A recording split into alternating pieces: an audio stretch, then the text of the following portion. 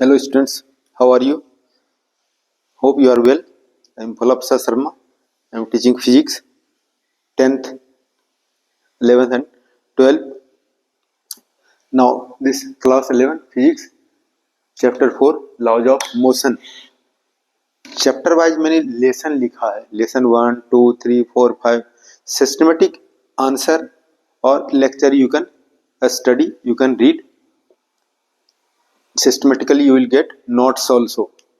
Okay, so this laws of motion, this is lecture 4. In this way you can find out lecture 1, lecture 2, lecture 3 and lecture 4 and 5, 6, 7. इस तरह से chapter wise lecture you can study in class 11th, 10th and 12th. Now you have read Newton's second law of motion, and now this here linear momentum you have read. Okay, linear momentum is the product of mass and velocity. Linear momentum m mass है, mass of a body, v velocity of body. I am standing at rest, how much I have momentum? 0, क्योंकि velocity क्या है? 0. I am at rest. अगर मैं move करना शुरू करूंगा तो मेरे पास क्या है? कुछ मास है और velocity, then I have momentum. कोई बॉडी स्टेशनरी है, स्टेशनरी बॉडी को कोई बॉडी रेस्ट में है तो उसका मोमेंटम क्या होगा? 0. क्यों? v क्या है? Velocity, velocity will be 0. कोई बॉडी रन कर रहा है, कोई बाइक है, कार है, बस है, कोई ऑब्जेक्ट है, मूव कर रहा है, then object has momentum. Now you will study law of conservation of momentum. ठीक है, law of conservation of momentum. क्या? Principle of conservation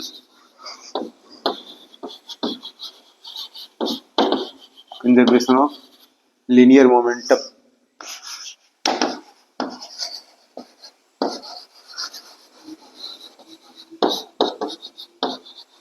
Law of conservation of linear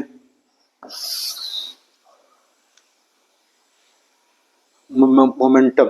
ये क्लास 9th में पढ़ा है. Law of conservation of linear momentum with the help of Newton second law and with the help of Newton second and third law. So now here you can study with the help of calculus, second law of motion. Momentum क्या है? Conserved है. ठीक है, यानी क्या? अगर no external force acts on the system, ये chalk है, chalk is the system of particles. Room है, room is the system of desk, table, bulb, fan, this collection of objects you can say. This chalk is the system of particles. अगर system of one body हो सकता है, so many particles हो सकता है, या कह सकते हो ये बॉडी है, body is system of particles. अगर कोई law of conservation of momentum, अगर ये हमारा जो है फोर्स अगर 0 है तो p क्या हो जाएगा? कांस्टेंट हो जाएगा. यही हमारा law of conservation of momentum. क्या हो गया? फोर्स 0 है, यानी कोई फोर्स बॉडी पे एक्ट नहीं कर रहा है. ठीक है, the total momentum of the system is conserve. Total momentum of system remain constant. तो स्टेटमेंट कैसे लिख सकते हो? For an isolated system, for an isolated system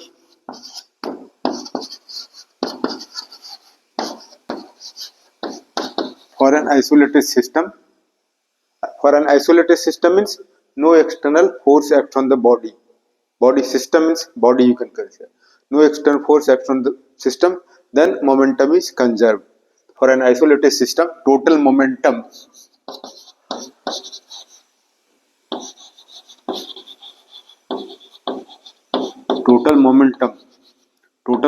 means linear momentum. दो टाइप का मोमेंटम होता है, linear momentum and angular momentum. Rotational motion उस चैप्टर में angular momentum we can study. In this chapter only we can study linear momentum. For simplicity we can write momentum. Total momentum of the system remains conserved. Total momentum of the system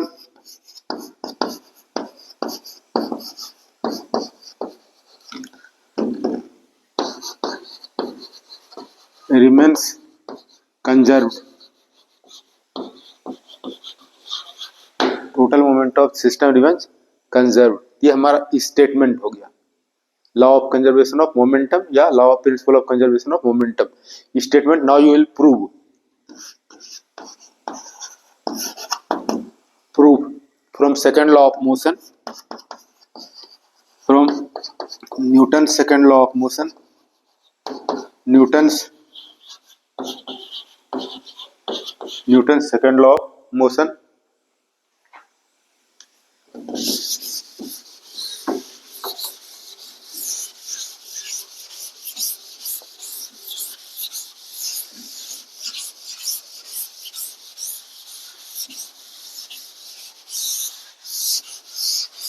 From Newton's second law of motion, you have read F is equal to dp by dt. चाहो तो यहाँ vector sign भी लिख सकते हो from second law of motion.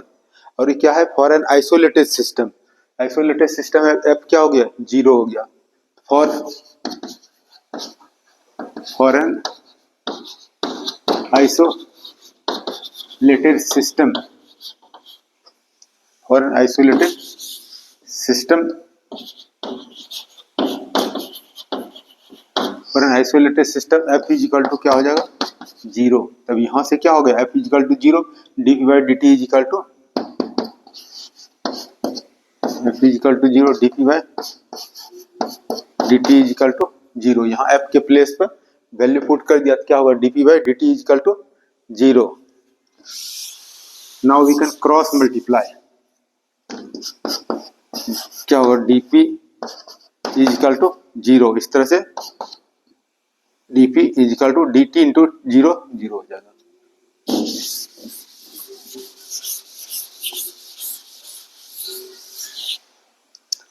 Now both sides we can integrate. Integrating both sides.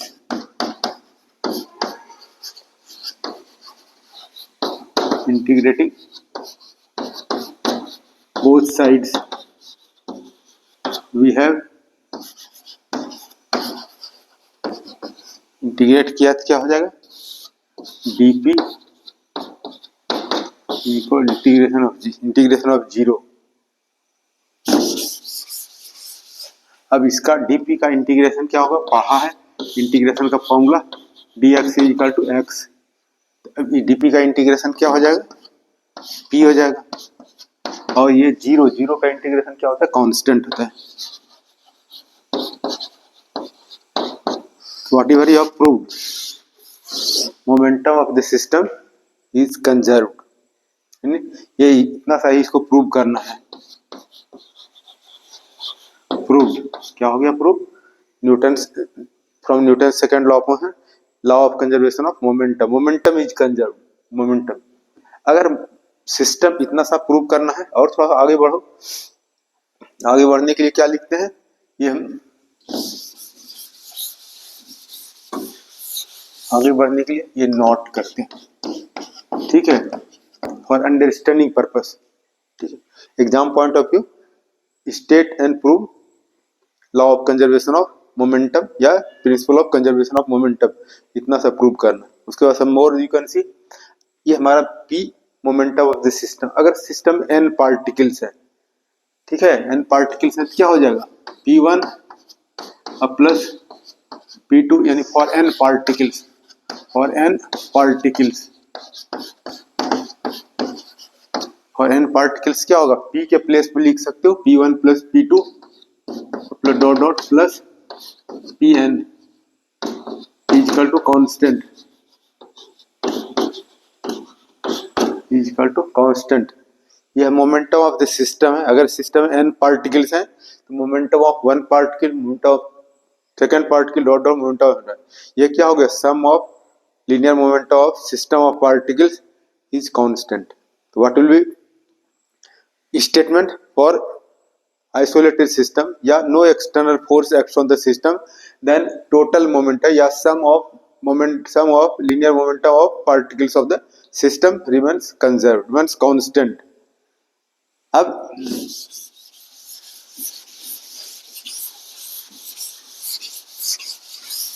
Momentum का formula पढ़ा है P=mv।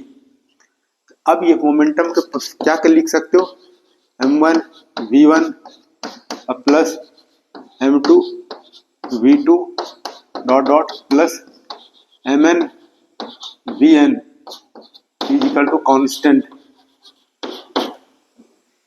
क्या हो जाएगा, ये मोमेंटम है, momentum of sum of momentum of system of particles remains constant. Condition क्या है, for isolated system means no external force acts on the system, then momentum will be conserved. This you have read. Now also you can see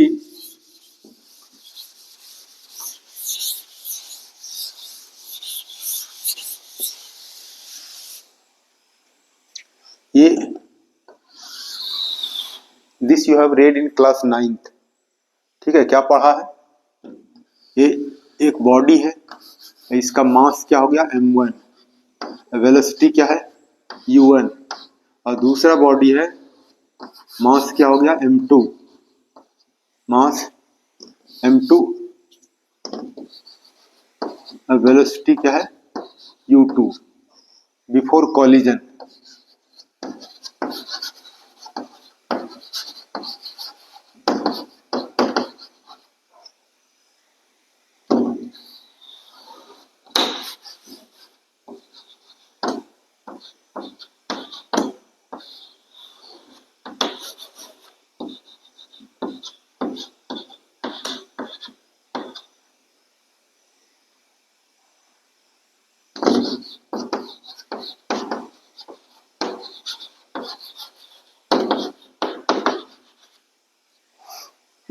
Now consider a system of two bodies of masses m1 m2, velocity u1 u2 respectively move along a straight line since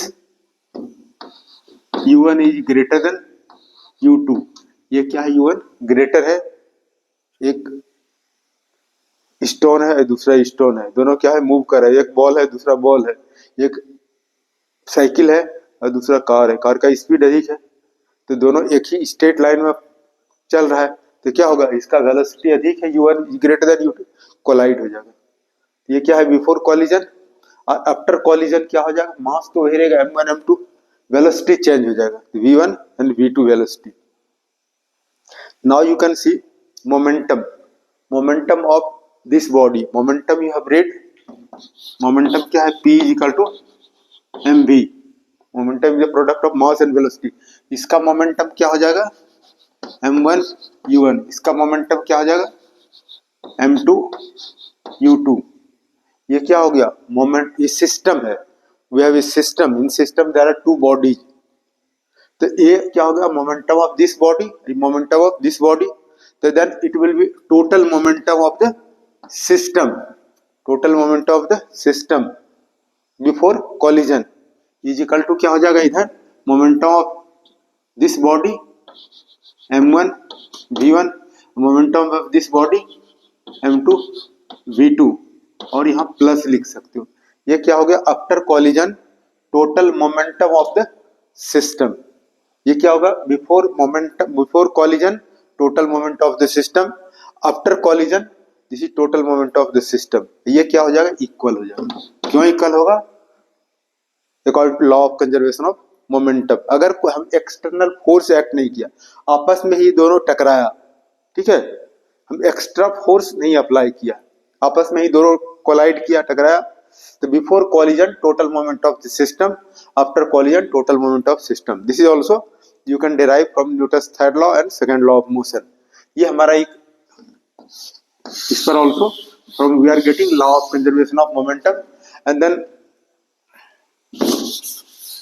numerical question is also based on this formula। ये क्या हो जाएगा total momentum, total momentum of the system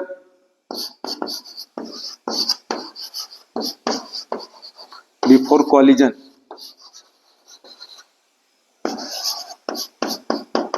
before collision. ये क्या हो जाएगा total momentum total momentum of the system after collision.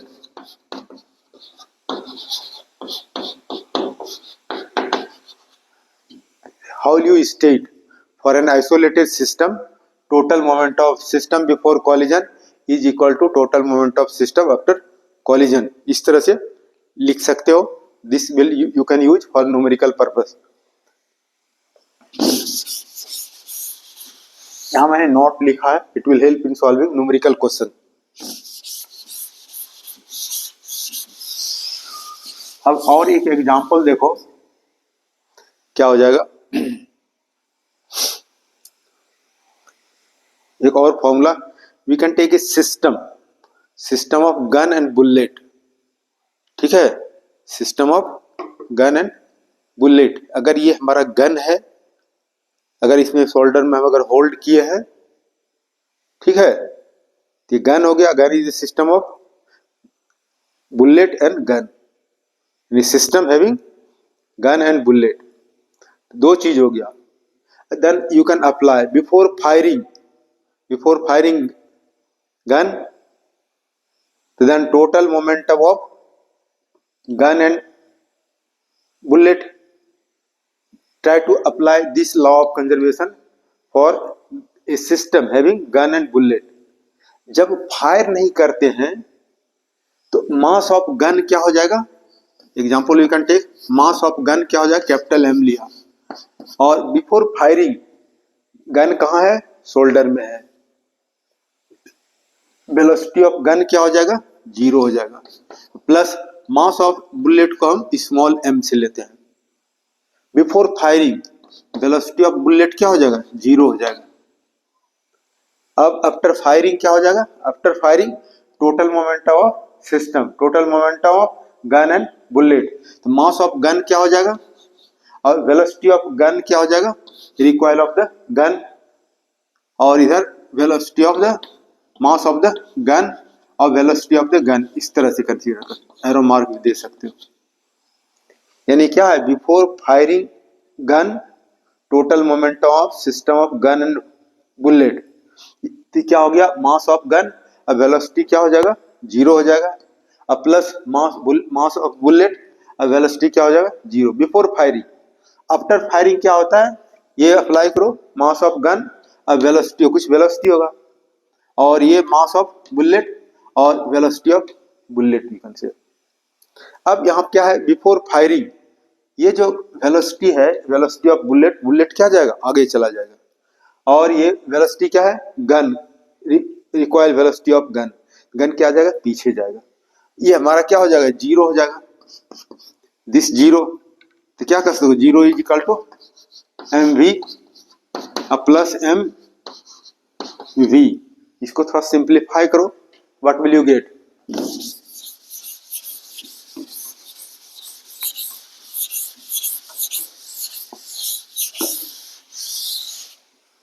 then this you will get mv is equal to minus mv. ये हमारा हो गया. ठीक है, ये क्या तो नेगेटिव साइन है. नेगेटिव और द नेगेटिव साइन से negative sign indicates that this velocity gun and bullet both will act in opposite direction. So the negative sign, this negative sign indicates that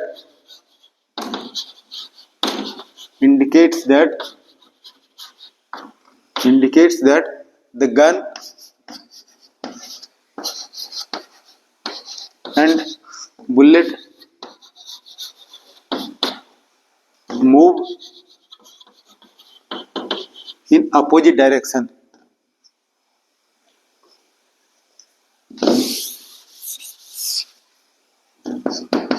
In opposite direction,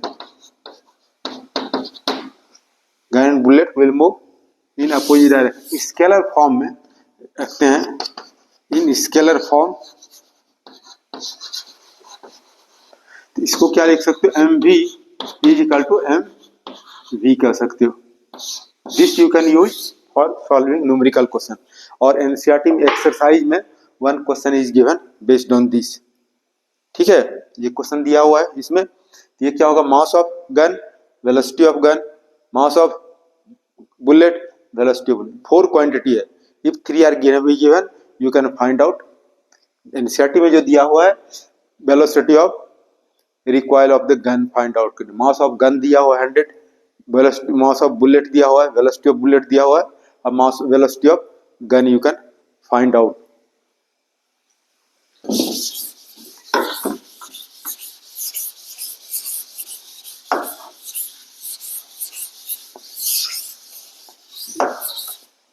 You have read Newton's first law of motion, Newton's second law of motion.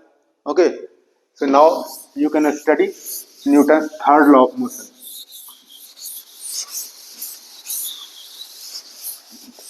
Newton's third law of motion you can read.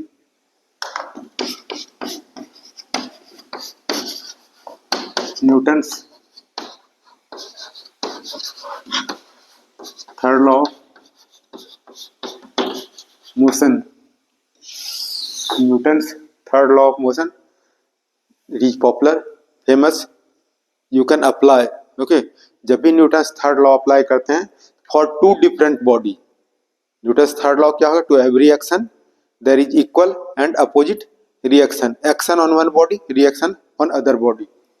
ठीक है, तो both will be equal in magnitude but opposite in direction. क्या होगा, to every action,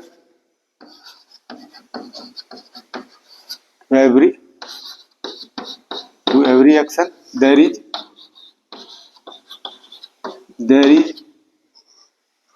an equal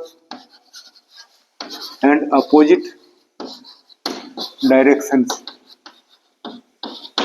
क्या होगा, to every action there is an equal and opposite reaction।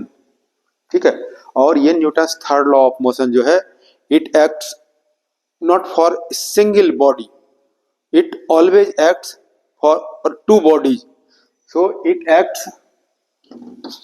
means Newton's third law of motion, it acts for two different bodies, two different bodies, एक single body पर we can not apply. Example ले सकते हो, ये एक body है, body ए है, और दूसरा बॉडी ये बी है, बॉडी बी है, दोनों कोलाइड किया एक दूसरे से, दो बॉल जैसे आ रहा है, जैसे एक बॉल आ रहा है बैट से स्ट्राइक करते हैं, दोनों क्या हुआ, कोलाइजन हुआ। एक बाइक जा रहा है पीछे से, कार आ गया, कोलाइड किया, तो उस तरह से दो होती, यानी क्या हो गया, ए फोर्स एक्ट करेगा, क्या फोर्स हो गया, एफ ए बी, क्या होगा, force on A due to B. इधर भी क्या होगा, force on B due to A. ये एक्शन हो गया, ये क्या है, action on A by B, this you are getting action on A by B. इधर क्या होगा, reaction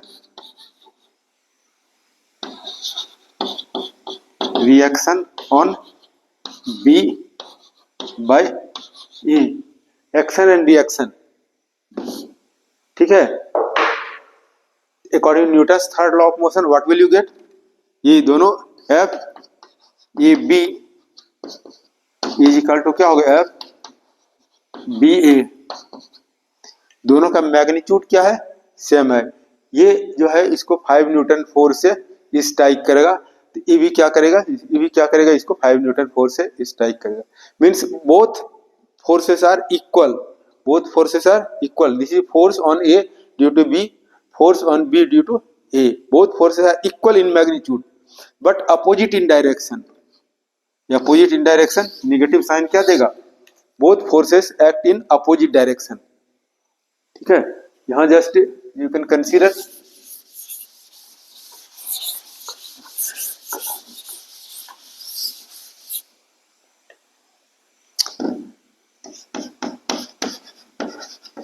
where that you are getting FAB, force on A due to B, और ये क्या हो जाएगा FBA, force on B due to A, due to body A. So now today you have read momentum, law of conservation of momentum, and Newton's third law of motion, and some formula also you have read, mv is equal to minus mv. So thank you for watching. You are watching, subscribing. Thank you very much for it. Thank you.